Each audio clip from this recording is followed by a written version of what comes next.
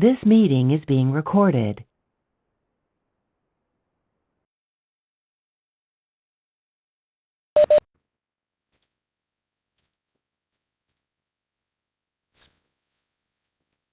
Hello and greetings. Today I would like to present our research entitled NDVI and NDWI modelings for sustainable forest cover management.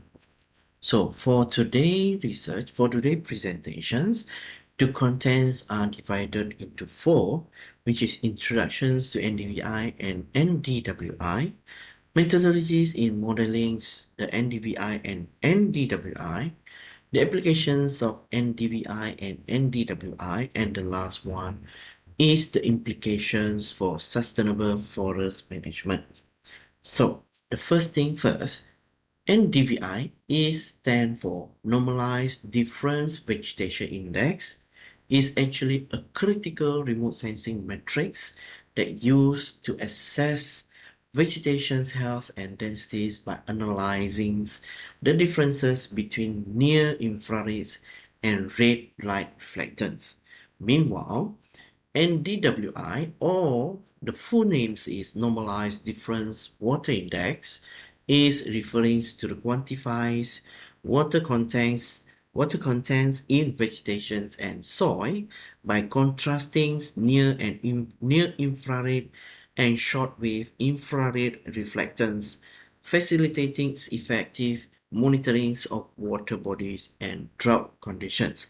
So in other words, when we talk about NDVI, is referring only for the vegetation index, while NDWI is referring to the water index. Whatever that involved with the water, it is fall under water index. So the historical context, the evolutions of remote sensing techniques, the developments of remote sensing has significantly progressed from traditional photographies to satellite technology, enhancing spatial and temporal analysis of terrestrial and aquatic ecosystem. Meanwhile, relevance in environmental studies, both NDVI and NDWI has become indispensable tools in environmental studies, enabling researchers to monitor ecosystem changes, assess the climate impacts, and also inform the conservation strategies. So methods that use to model the NDVI and NDWI, okay, the first thing first is the satellite image resources. Okay, means we want to run the NDVI and NDVI, we have to have the satellite image. So exploring various satellite imagery sources, including MODIS, Landsat, and Sentinels satellites, highlighting their relevance, temporal resolutions, and also spectral bands necessary for NDVI and NDWI calculations.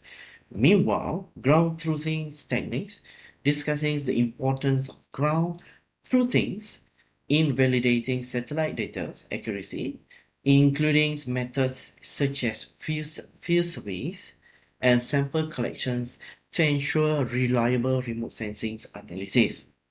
So the process techniques involved with the image pre-processing methods, which is detailing crucial pre-processing steps like atmospheric corrections, geometric corrections, and noise reductions, emphasizing their roles in enhancing the qualities and reliabilities of NDVI and NDWI results, while index calculations procedure outlining the procedures for calculating NDVI and NDWI using the pre-processed satellite data along with the algorithms used to the interpretations of result, and as well as the significance of these indexes or index in environmental monitoring. Okay, the third one is the applications of the NDVI and NDWI. Okay, since these both involve the most components of the environment, absolutely it will not separate between the tools that use for the environmental monitoring or assessment. Okay, so assessing vegetation health, evaluating vegetation health using NDVI helps to identifying stress levels and growth patterns, allowing for timely interventions in forest management practices to enhance sustainability. While deforestation detections, NDVIs enables early detections of deforestation by analyzing spectral differences over time, thereby facilitating conservation effort and policy implementations to combat the forest loss. Okay, water resource management is referring to the water. Okay, evaluating the water bodies, which is NDWI, provide insights into the presence and the health of water bodies, aiding in effective resources management and ensuring water quality for ecological and human needs. Next is the impact assessments on surrounding ecosystem. Utilizing NDWI, researchers can assess the ecological impacts of changes in water bodies, helping to understand shift in the biodiversity and health of the adjacent environment.